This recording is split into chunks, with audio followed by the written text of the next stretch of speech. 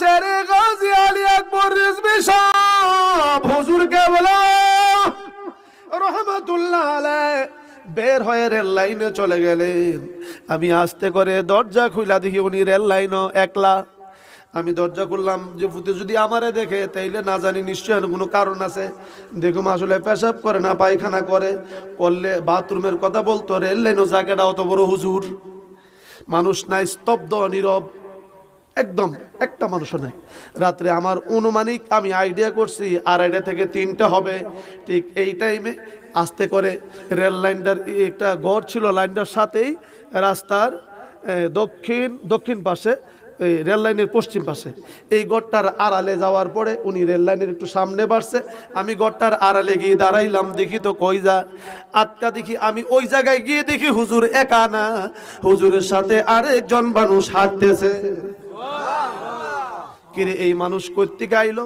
মানুষটা খুব সুন্দর দেখা যায়, আলাদা একটা পোশাক, এই সাদাও না কালাও না লালও না, কেমন জানি একটা কালার, হালকা চাননি। চাননিটা আছে যে পুরাপুরি চেহারা মালুম করা যায় না কোন মানুষ। আমি দেখালি মানুষটা কেডা, একটু হাইটা মোটামুটি 3-4 খানি হাত একটু দূরে গেলেন। দূরে গিয়ে আবার এই দিকে যখন আসতেছেন আমি একটু আড়ালে চলে গেলাম।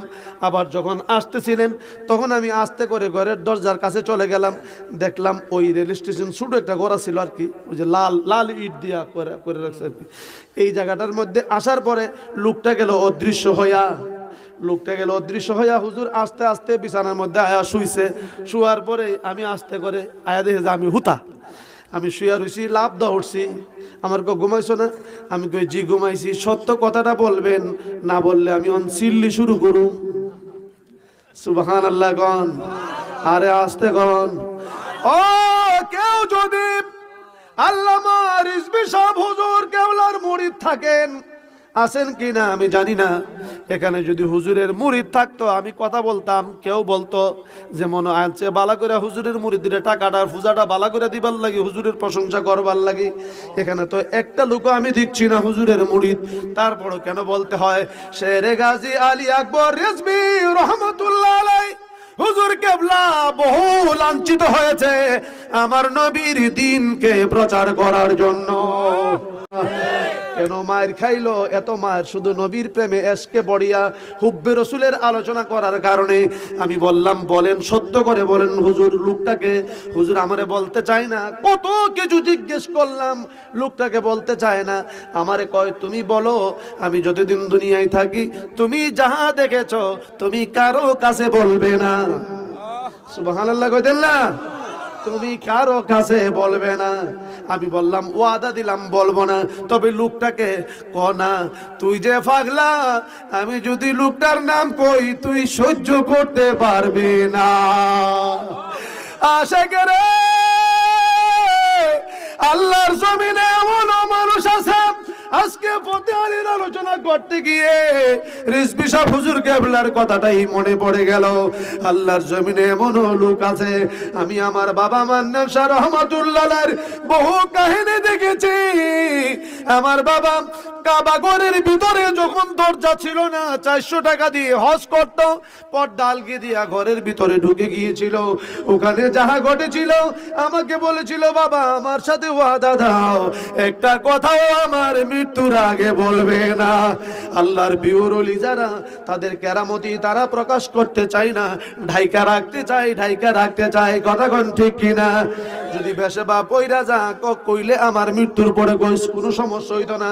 আমার ভিতরে অহংকারী, তাকাব্বুরি, কিবরিয়াত, ফখরিয়াত এইগুলি থাকবে না। আল্লাহর জমিনে ওই সমস্ত লোক, ওই খাঁটি প্রেমিক যারা আসল পরিচয় গোপন করে। বলেন না ঠিক কিনা?